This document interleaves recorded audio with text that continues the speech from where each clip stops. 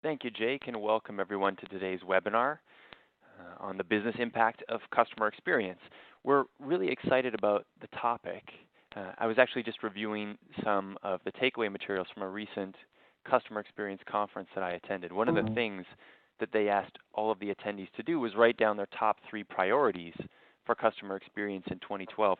And tallying it up, more than 80% of the attendees said something to the effect of business impact, either driving business impact, understanding the ROI of their investments, measuring results. And that's really great to see that that's a focus area, and we think that this topic is spot on, and we've got the ideal guest speaker today in Megan Burns, Principal Analyst for Forrester Research. She studies this space for Forrester, and the last couple of years has actually published reports specifically on the business impact of customer experience, and she'll be sharing insights from those reports with us today. Now, in addition to introducing Megan, I want to introduce Medallia. And Medallia is in the business of collecting customer feedback. We're a customer experience management provider. And in a separate Forrester Wave analysis of satisfaction and loyalty providers, Medallia was actually named a leader. And we really feel like we're in that position for 3 reasons. We offer a unified approach to collecting customer feedback. So we collect customer feedback across locations, online, and contact center, and then merge that into one feedback platform. We offer a really engaging piece of software. The adoption rates on Medallia are extremely high when deployed within our customer environments. And I think that's because we offer really intuitive and role-specific reporting.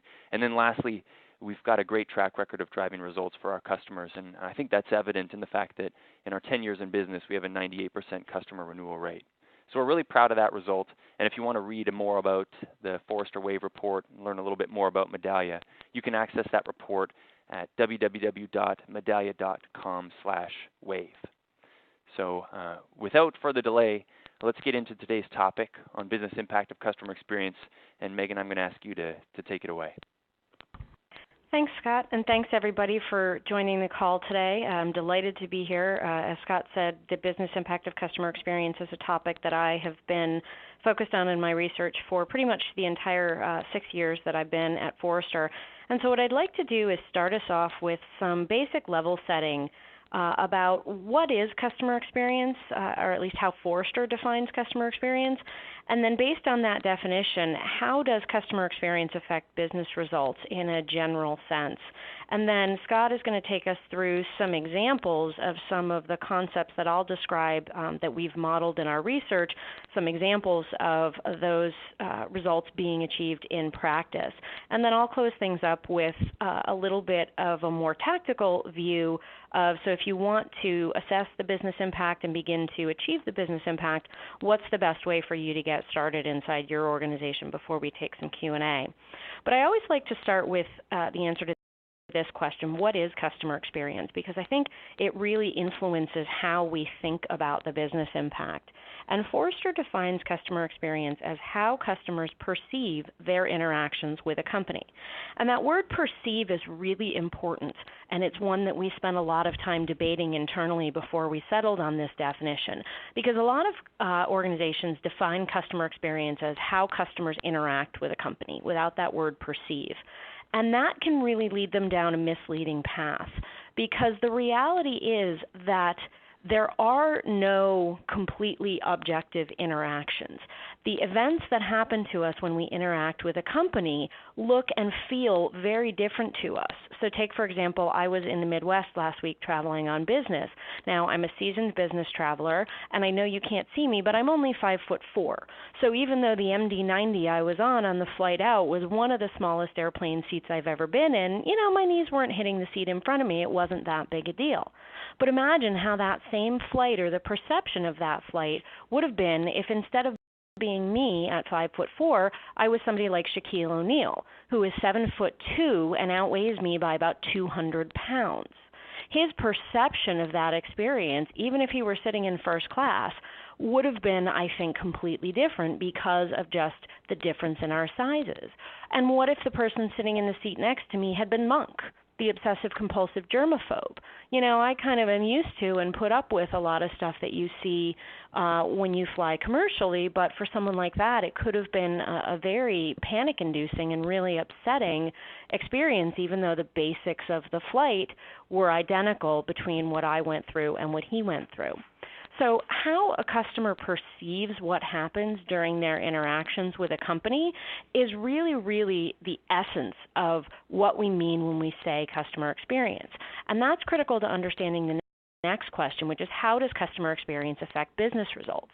I think a lot of people instinctively believe that customer experience correlates to loyalty, that if I have a good customer experience, then I am likely to be more loyal to a company that gives me a good experience. And we've proven that in our research to be true. But unfortunately, customers are not loyal the way, say, our favorite pets are loyal, where, even if we mess up once in a while or we, leave them boarded in the kennel for a week, they come home and they might be freaked out at first, but, after a while, oh, nope, okay, all is fine, and they love us again just as much as they did before. That's not the case. It turns out there's a pretty strong correlation between the type of experience or the quality of the experience that we deliver to our customers and their loyalty. And in fact, when we look at the correlation coefficient between how someone rates their customer experience on Forrester's Customer Experience Index, which is our annual benchmark of experience quality, anything over a 0.5 is considered a very high correlation, between about 0.5 and 0.8. And you can see that the correlation between Customer Experience Index rating and likelihood to consider the company for a next purchase is 0.703. Likelihood to recommend that company to a friend or colleague is 0.664.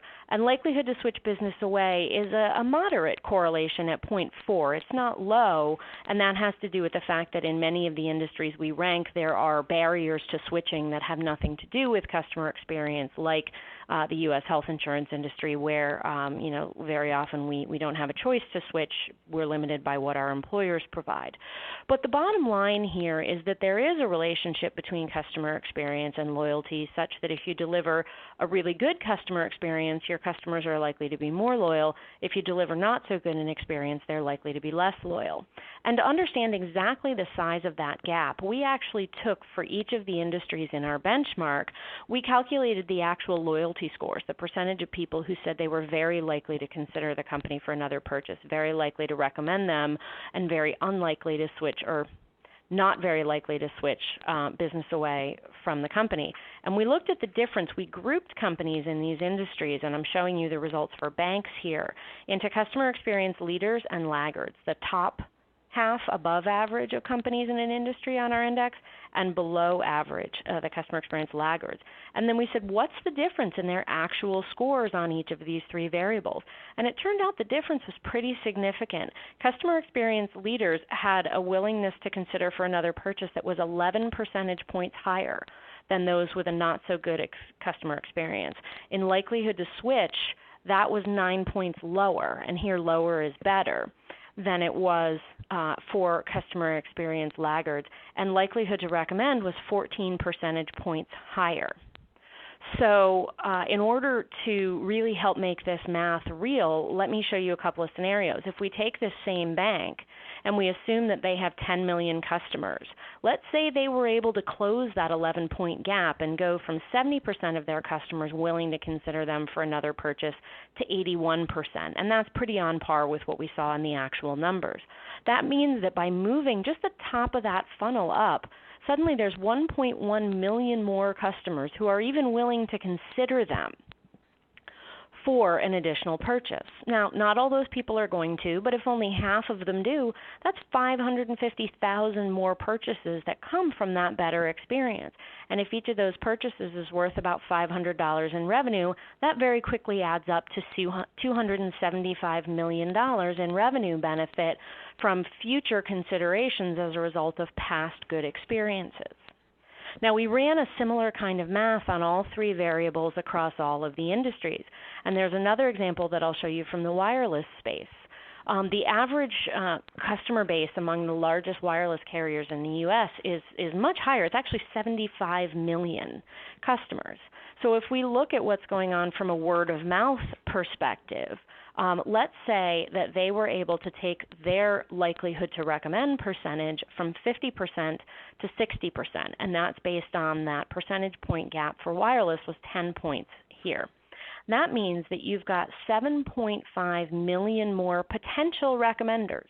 These are 7.5 million more people who said they're likely to recommend you. Doesn't mean they're all going to. And in fact, our data actually shows that when we ask people, hey, if you had a good experience with a wireless company, how many people did you tell about it? At least it was 69% of people told at least one person. But in reality, they actually told 3.6 people. So if 69% of that 7.5 million people actually tell somebody and they tell about 3.6 people, not that there's 0.6 people, that's 18.6 million more recommendations floating out there about this wireless company.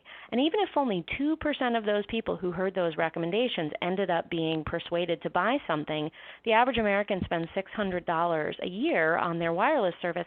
That's $223.5 million in revenue benefit as a result of the word of mouth that came from people having better experiences.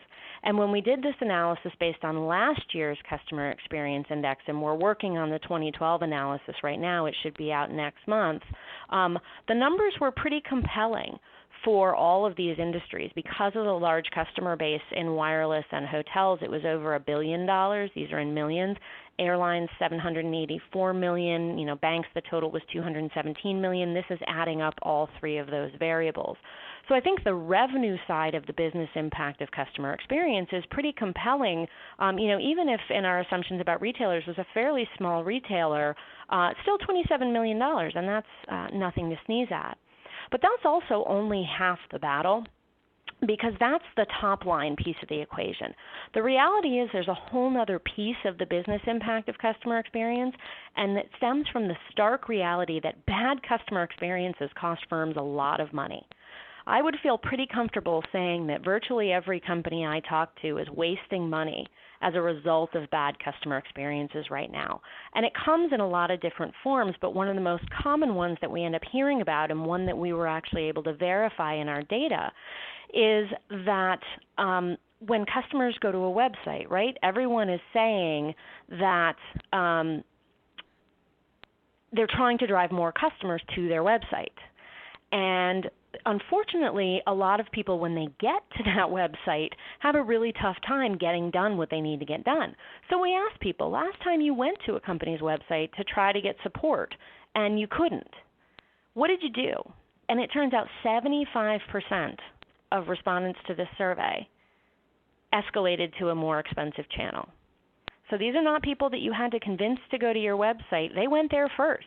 And because they had a bad experience that didn't give them what they needed, the company forced them to use a channel that is more expensive. And as a result, spent money they didn't need to spend if that website had done what it needed to get done for those customers in order to service those folks. And unfortunately, the picture isn't much better. On the sales side, we asked people the last time you went to a company's website to purchase a product or service. So ready to buy, absolutely ready to buy. 17% gave up altogether, and 17% ended up doing business with another company because the website didn't allow them to accomplish that purchase that they came there to accomplish.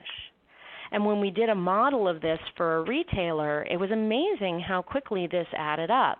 Lost sales was about $30 million from those folks who walked away or went to a competitor. Avoidable sales costs from going to the website to research a product or make a purchase and being forced to make that purchase in another more expensive channel was about $9.6 million. And the avoidable service costs were about $13 million, which adds up to $52.6 million for a modest-sized retailer.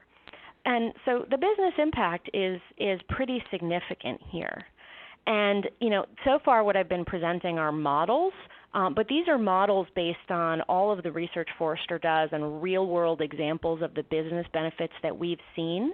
But I'm going to hand it over to Scott right now, actually, to share with you some additional real-world examples of these types of benefits that Medallia and his team has seen in their work. Scott? Great. Thank you, Megan. So as Megan just said, she's walked through some of the theory, and now what I'd like to do is share a couple of anecdotes to reinforce the idea that in practice this theory works, that customer experience improvements really do drive significant business impact. So I'm going to share 3 specific customer examples, but when we look across our entire base of customers, we can fit the business impact that they realize into a simple 2x2. So this is a framework that we use to think about how our customers realize business impact. So on the horizontal axis, either you're increasing revenue, you're decreasing cost, and on the vertical axis, you're either doing that directly or you're doing that indirectly. So a couple examples of each. If you're increasing revenue directly, that can mean that you're driving increased spend, you're gaining greater share of wallet, you're reducing churn. If you're driving revenue indirectly, that can be through word of mouth referral, through social media recommendations. Those are the kinds of things that help drive new customers to your business. On the decreasing cost side, directly a better customer experience might reduce call volume, call length. It could increase the amount of self-solving that customers are able to complete. And indirectly, it may build more community forums where customers engage one another to find the answers that they need, and that can replace some marketing spend. So again, this is a simple 2x2, but what I'd like to do now is double-click on each of these individual cells and share with you an example from one of our customers. So the first is from financial services, but I think that the story, the scenario, holds up across industries. And what this particular client had done was built feedback silos. So the way that they think about their customer experience is not a one-off sale. It's a long-term relationship with the customer where they're selling the customer a financial instrument or product, and then as the customer needs to make modifications, they're servicing that customer. Should the customer have issues or need troubleshooting, they've got a support arm ready and willing to help the customer. But each of these different departments within the financial services company was collecting feedback independently. And that created a couple of significant problems. The first is a lack of visibility across those touch points. So a common scenario is this. Sales team sells a customer on a new product. They deliver a great experience. Customer's highly satisfied, and they record that in their feedback silo. Service team helps the customer make modifications to that product, delivers a great experience. Customer's highly satisfied, and they collect that data in their feedback silo. But the customer runs into some kind of problem and needs support. And unfortunately, the support team isn't able to live up to the customer's expectations. And the perceived customer experience the customer has there is not nearly so strong, and the customer's highly dissatisfied. And that team records that in their feedback silo. So then the sales team is looking for upsell and cross-sell opportunities, and they have this customer record of a customer that's highly satisfied. They think, oh, we're going to call this customer. They're going to be very receptive. But when they ring that customer, in fact, what they find is that the customer is highly dissatisfied because of the experience that they had with the support team. And the sales team just has no visibility to that. And that creates awkward situations, and it makes it a lot harder to grow. So that's one of the big problems in having those feedback silos. The other thing that existed at this particular customer is when customers were dissatisfied, they just sort of fell out of these feedback silos. There was no method to capture their dissatisfaction and to take action on it. In fact, these dissatisfied customers just sort of appeared in a quarterly customer satisfaction report as a percentage of customers that are dissatisfied with our sales or service or support. And so this particular customer did 2 things with Medallia's support. The first thing that they did was integrate those 3 feedback silos into one feedback platform, combining sales, service, and support. So now they could see across that entire customer journey. No more surprises. And when a customer had an issue, the right person could follow up. And the other thing that they did was institute real-time closed-loop recovery. And this is pretty critical. What we were able to help them do is when a customer completed a survey and registered their dissatisfaction, they could learn about that literally within minutes, and then route that to the correct person in their organization.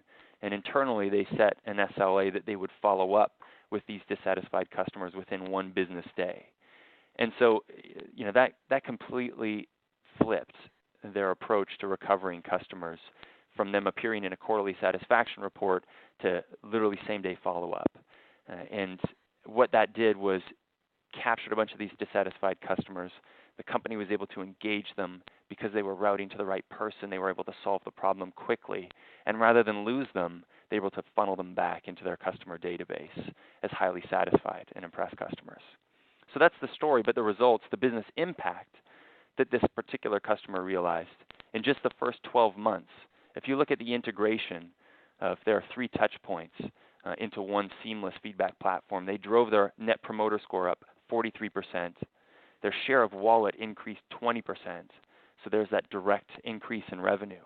And then something that is pretty cool is their closed loop efforts led to an increase in assets under management of $519 million.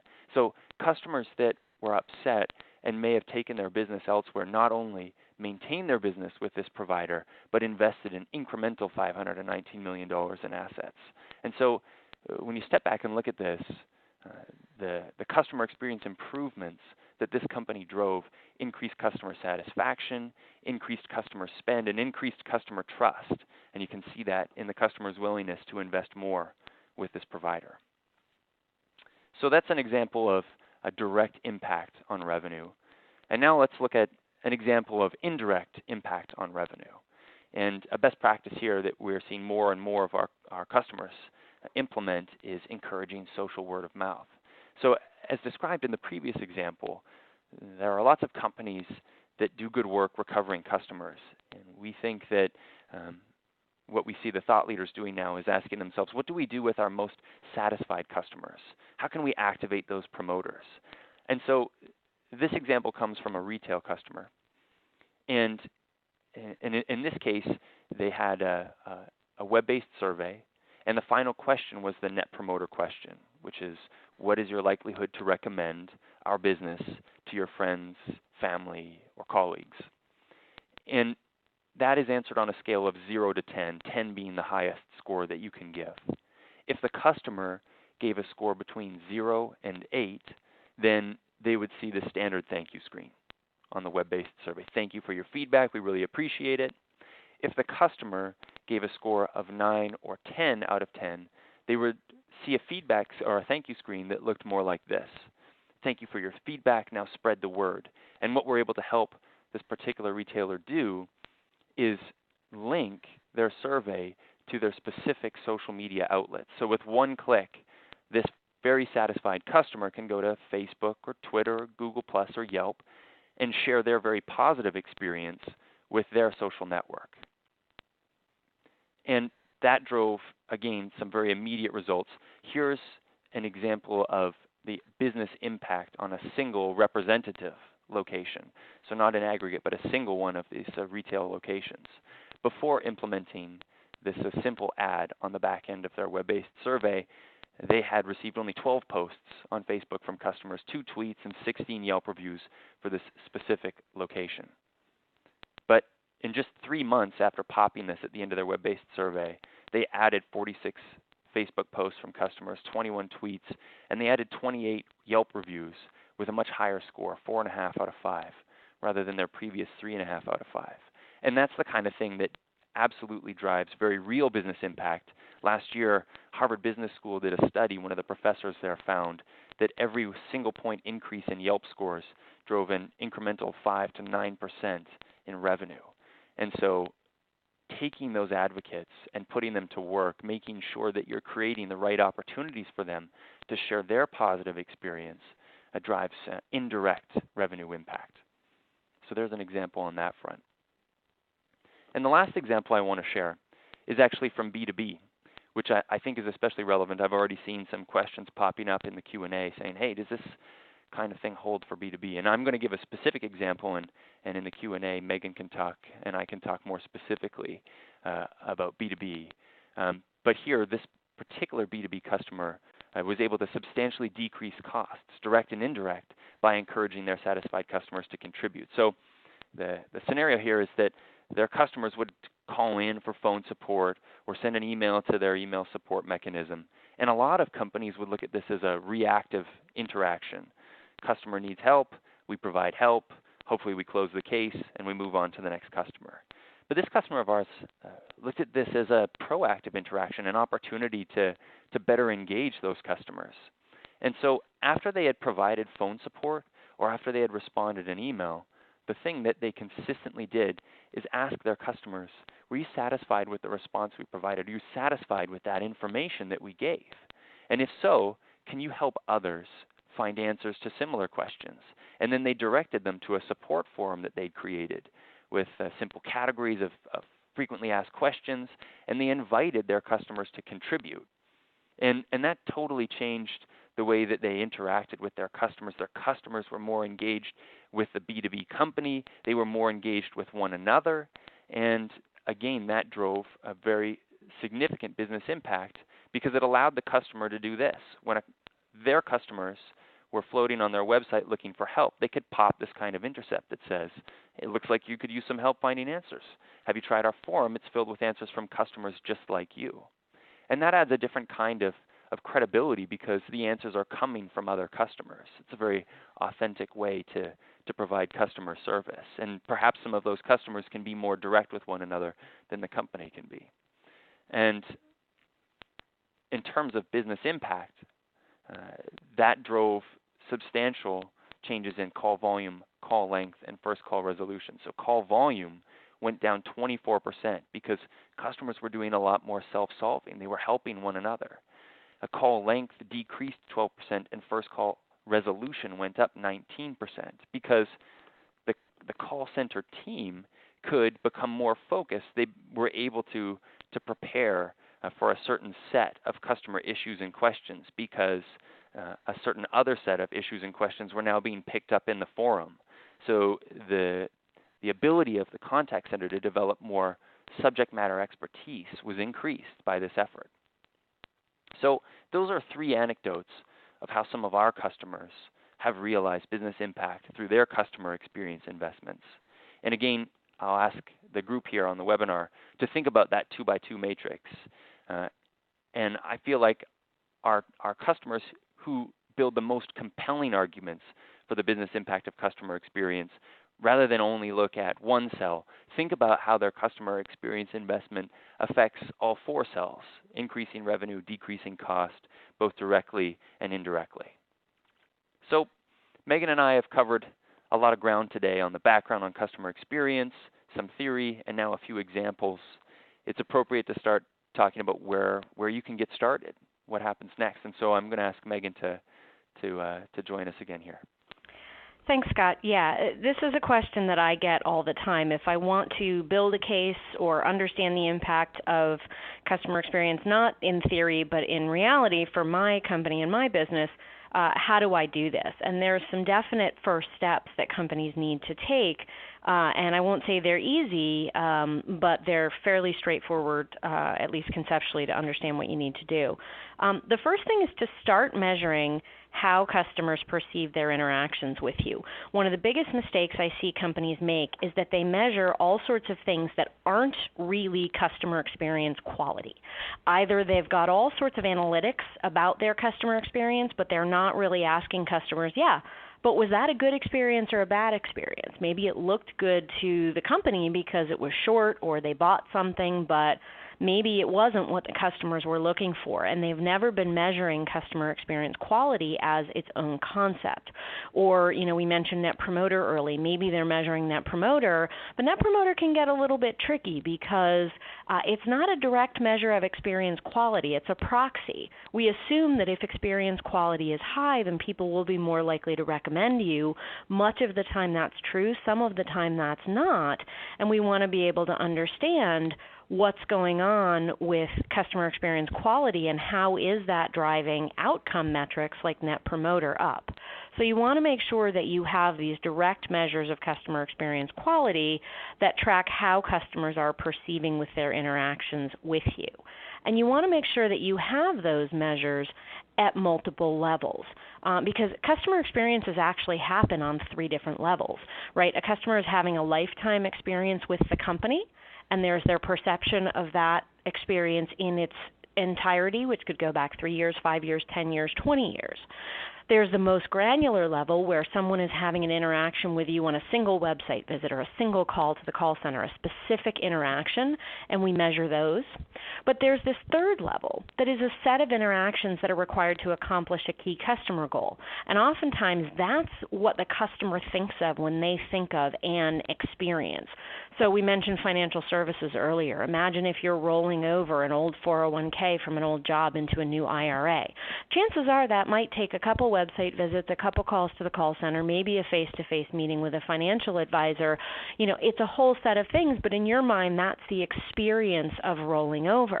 And very often, a lot of the things about customer experience quality that are really important to understand weren't about any one of those interactions. It was about maybe how many of them there had to be, or a lack of continuity between them. And so it's really important to be having information at all of these levels and actually asking people, tell us about your experience with this website visit, tell us about your experience with this process of rolling over your 401k, and how does that compare to and fold into your lifetime experience with us. Maybe you've had some other accounts with us for a longer time. So you've got to have those customer perceptions recorded at all of these levels so you can understand how each individual interaction can be improved or streamlined to improve customers' goals that in turn roll up to a good experience at a lifetime that really can help affect loyalty. But just measuring customer experience quality in those interactions is not enough. You've got to figure out if the quality isn't where it needs to be, why, and how do we fix it. And a technique that we've developed at Forrester was developed by my colleague Carrie Bodine that's been really, really helpful is something we called ecosystem mapping. And this is a high-level slide that shows it's very much an informal Post-it note type approach. But this shows an example of what that ecosystem map could look like. And you see in the top left corner, Steve is the customer, and across the top, those blue Post-it notes are all of the steps that Steve takes in his customer journey. But we don't just stop at mapping the customer journey. We peel back the layers of the onion, and we look at what are all the artifacts that in the process of having that interaction with the company that Steve touches. Who are the people he talks to? What are the channels he interacts with? And then another layer back, we look at who are the people inside our company or inside our partner organizations that created that statement that he looked at or that designed that website that he went to or the IVR that he used. And we peel back the layers of the onion successively to start to be able to find out if the statement or the IVR is a pain point for Steve. What's the 6 degrees of separation back into the business between a decision somebody made and that pain point for Steve? And it really helps to believe to understand that chain of causality to then go back and fix the root cause of what is manifesting itself at a pain point. So there's this find and fix cycle that companies get into when they typically start assessing customer experience. And the more of these find and fix things that you get, you build up a database of these examples that we've both been talking about around we fixed this and this was the benefit that we saw. And those are individual benefits and they add up and they very much convince people that yes, when you do this, it does give you benefit. But long term, in order to have those loyalty effects, we've got to make sure that it's not just those individual interactions that are good here and there. Because in some companies, if they have a good experience, they think it's a fluke. We've got to get it so that our organization is consistently delivering good experiences so that if we've had bad experiences in the past, that lifetime experience starts to balance out more good than bad, and we undo some of the negative goodwill that we've created in the past. And that comes when you change the way you think about the goal of your customer experience program. Because in the beginning, for most companies, they're on the first part of this curve, improve. They're in that find and fix cycle. But when we get into that cycle, sometimes we run the risk that we're just on a never-ending wheel, because the way we're running our business, the reasons, the decisions we're making that are allowing those pain points to get into the system, we're not fixing that. So we're constantly going to be introducing new mistakes that we have to fix. What we want to do is move up to this middle part where we transform the organization so that before somebody launches a new IT system or before somebody makes a policy decision, in addition to thinking about all the completely valid factors like risk, like finances, like operational efficiency, customer experience is one of those pieces. If we produce something that is a less than stellar customer experience, we could still do that, but it's because we very consciously understood and agreed to absorb the impact of that decision, not because we just didn't think about or realize how this would come off to customers, which is more often the case today. And that's when you really start to change your governance model and your systems and your ways of thinking to prevent negative customer experience impact, or at least allow yourselves to be ready to handle it and mitigate it so that the overall experience is not as bad for customers, and then get to the point where you are sustaining and maintaining those systems. There's always going to be things to find and fix because you can't think of anything, but you want to be in the mode where you are preventing experience problems before they happen as opposed to just constantly chasing this find and fix. And there are a lot of things that you can do that. One of the pieces of research that I published back in September was called Customer Experience Maturity Defined. And it articulated 40 practices inside a company that lead to lasting customer experience maturity. There are things that mature customer experience companies do consistently, systematically, as part of their regular operations. It's just part of your job. And so what you're looking at here is a companion to that report that I published, which is a maturity assessment guide that goes through all of the 40 practices and asks you to rate, to what extent does my company do this? Do we not do it at all, which we call undeveloped? Do we do it in a very ad hoc way, or do we do it in a repeatable or a systematic way? And I would encourage you, for those of you who are Forrester clients, you can go to the Forrester website and download this maturity assessment along with the report and start to understand, what would we have to do to transform our business? What types of things would we need to start doing in order to proactively manage customer experience instead of spending our time in that reactive find and fix mode, so that we never have to incur those wasted expenses that I talked about earlier in the presentation. So that's a lot, even just for a getting started type of impact, but wanted to kind of give you the soup to nuts picture of what this customer experience journey can end up looking like. So with that, I will turn it over. I believe we're ready to take Q&A, Jake? That's right. This is Scott. And we've gotten lots of great questions in the Q&A panel, and you guys can absolutely keep those coming, and Megan and I will get to as many of those as we can now, and I will pop our email addresses and contact information up here on the screen so that should you have questions that you feel don't get answered or that you want to ask in follow-up, you can reach out to Megan or myself directly. So let me start by tackling some of the most frequently asked questions in the Q&A panel. Definitely the most frequently asked one is, will we get the presentation? And I like that question because there's a nice, easy answer. Yes, you will get the presentation and a recording, and we're also going to send you the white paper, Business Impact of Customer Experience, as a reference point for you. So that is coming your way. Second question, most frequently asked, is what is there in terms of B2B data? Some of this feels like it's oriented towards more to B2C. What examples or platitudes are there for B2B? And Megan, maybe you can take that one. Sure, I'd be happy to. We actually have a fair amount of B2B data. The challenge is that most of that data has been gathered as part of custom projects that we've done for B2B clients. It's a little bit more difficult to get sort of universally applicable B2B data in a general syndicated survey, but we have examples time and time again of B2B companies that have achieved significant savings. So I have examples of companies that have reduced improvement or satisfaction with support websites and reduced call volumes significantly for millions of dollars.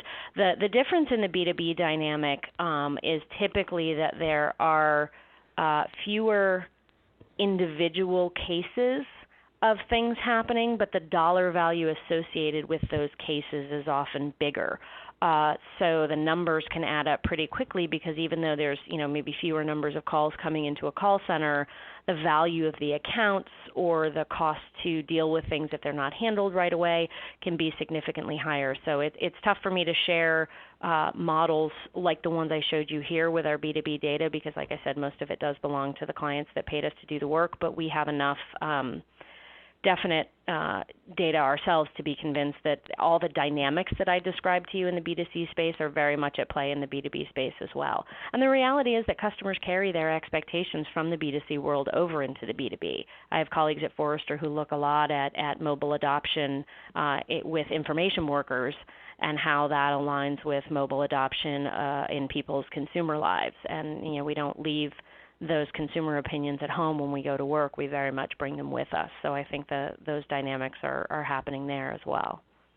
Great. There's a related question that I'm going to take. It was asking whether or not a B2B company should think about integrating relationship and transactional surveys.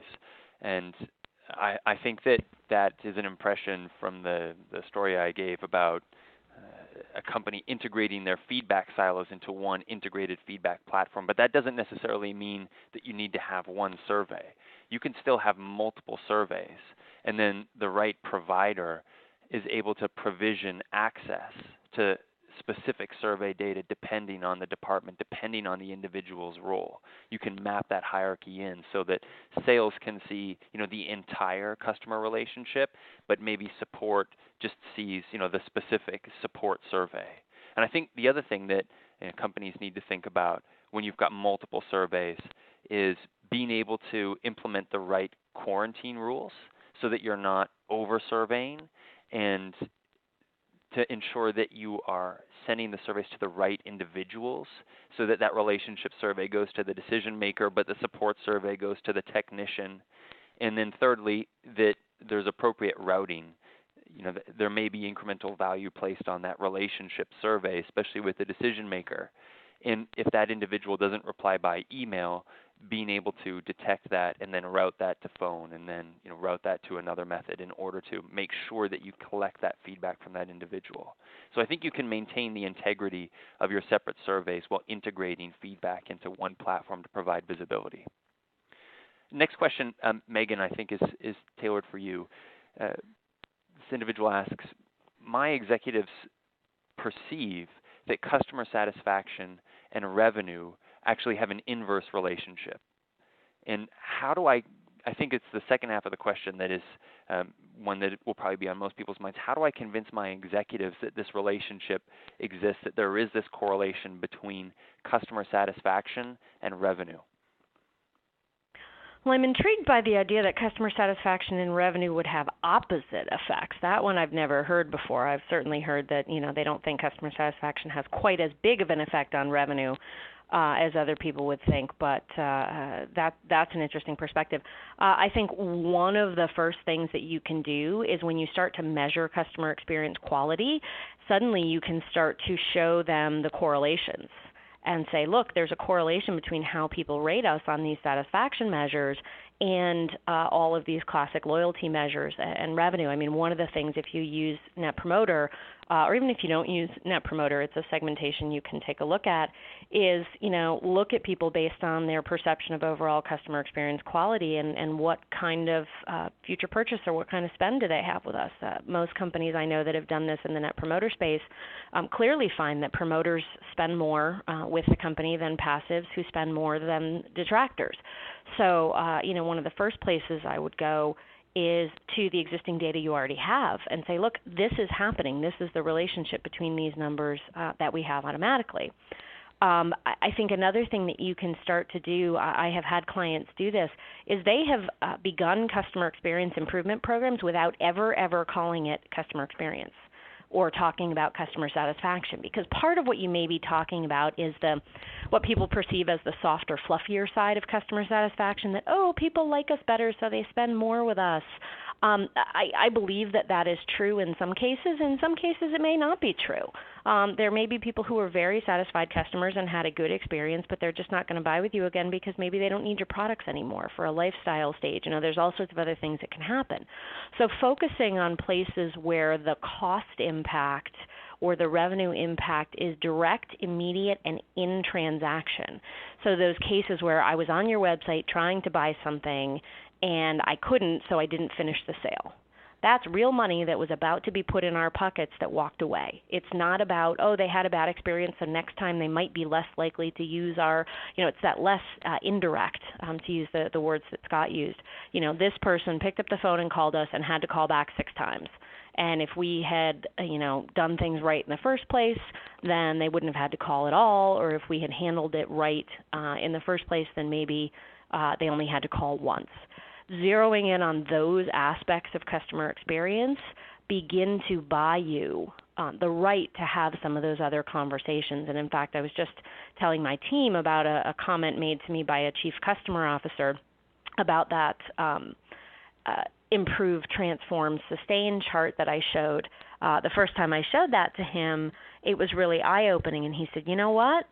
I just realized that I haven't done enough finding and fixing to get enough examples yet to earn the right to have a conversation with my executives about why we need to transform the business. They still needed more evidence that, fixing these individual things. So finding things that are wrong with your customer experience that don't take a ton of capital dollars to fix, that you can fix within your locus of control. There's usually a lot of those in the organization, things that you can get approved under the auspices of operational efficiency, but, customers like efficiency too.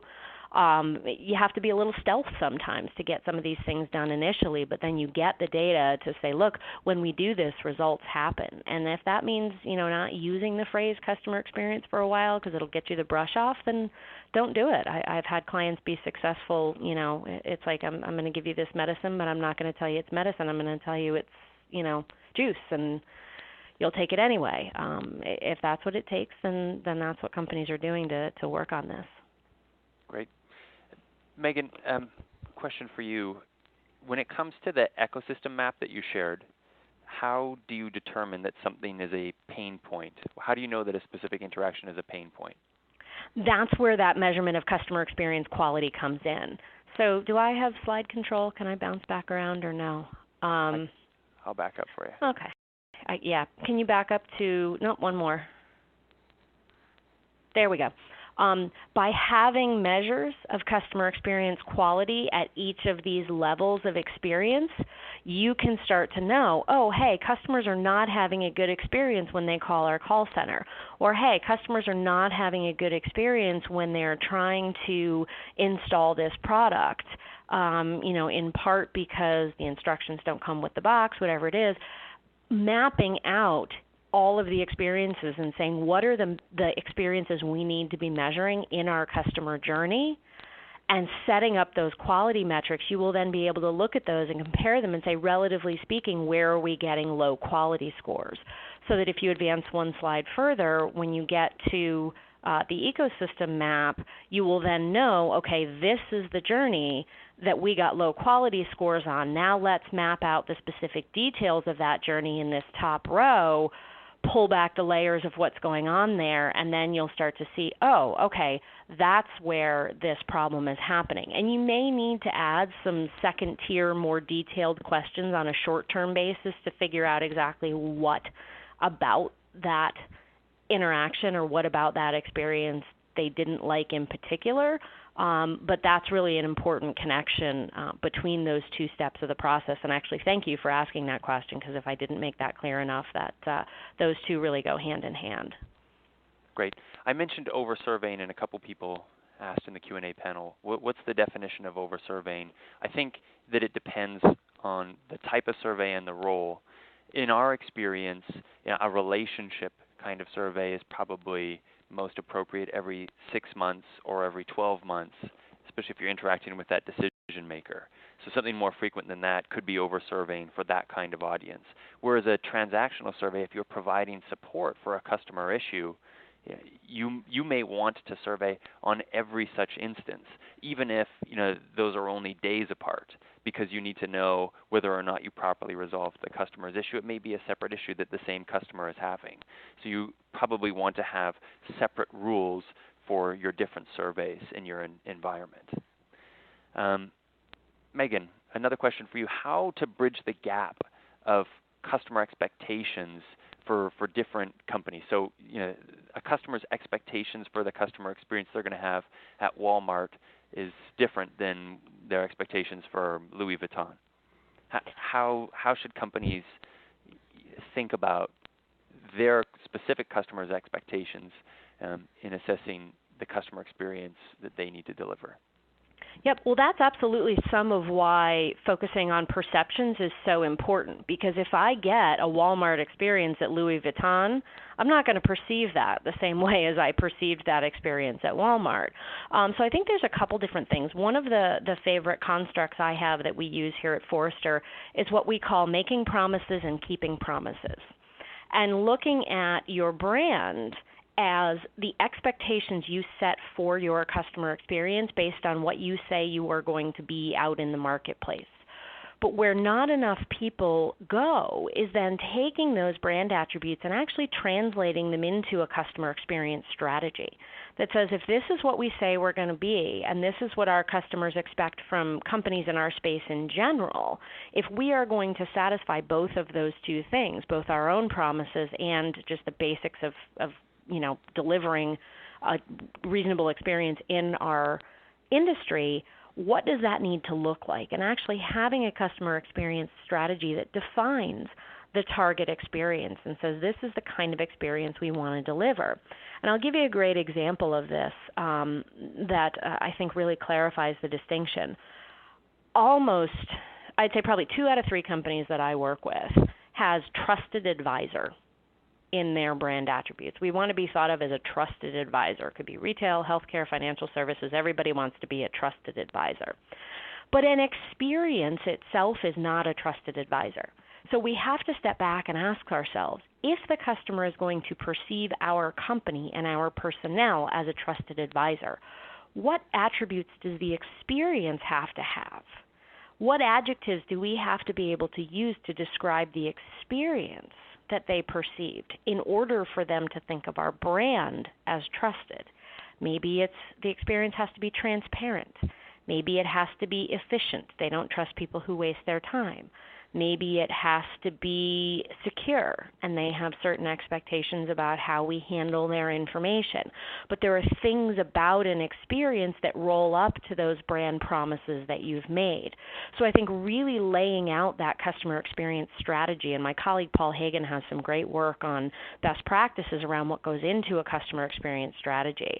I think that's how you define the expectations and the promises you've made and what you need to deliver on as a company. And that, informed by research about your customers, is going to help you recognize that their expectations are different for your company than maybe for other players in your space or companies in different spaces, but it'll make sure that your promises and your delivery are aligned independent of what people would expect from another company that makes different promises. Right on. And then question here: surveys are a good but relatively limited way to capture customer feedback. What about unstructured data sources? And I'll chime in on that one and say, in the anecdote about integrating feedback silos, I think part of a truly integrated feedback platform is being able to integrate feedback channels so that you're able to collect feedback from email and phone surveys. You're able to collect feedback from social sites, scraping social sites. You're able to perform quantitative analytics, but also text analytics on that data. That richness, in our experience, drives far greater insight, and that's the definition of a truly integrated feedback platform. So that's the time that we have for questions and answers. I recognize we're approaching the top of the hour here. Our contact information, both Megan's and mine, is on the screen there, and you'll receive that in the follow-up slides.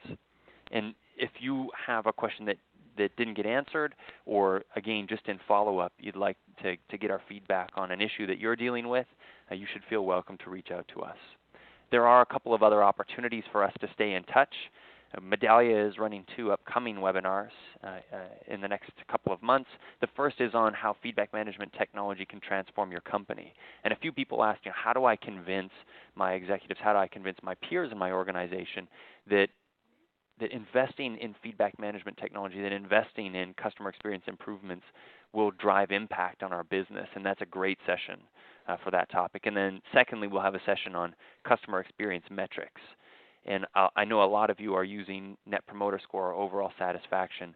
In this session, we'll dig into what metrics are being used most frequently, by whom, how can you use the metrics that you are tracking more effectively, how do you connect them to financial and operational metrics. So that'll be a session dedicated to CX metrics. And there, last of all, is our contact information here at Medallia. Again, we're in the customer feedback business, and so we would like your feedback on today's webinar. You'll have the chance to complete a 2-minute survey after we close this session. We would really appreciate if you would tell us how we did. We are very keen to learn and improve. And let me wrap up by thanking Megan very much for joining us today. It was great to have you covering this topic on business impact of customer experience. Thank you all for joining us, and we'll look forward to seeing you again in our next session.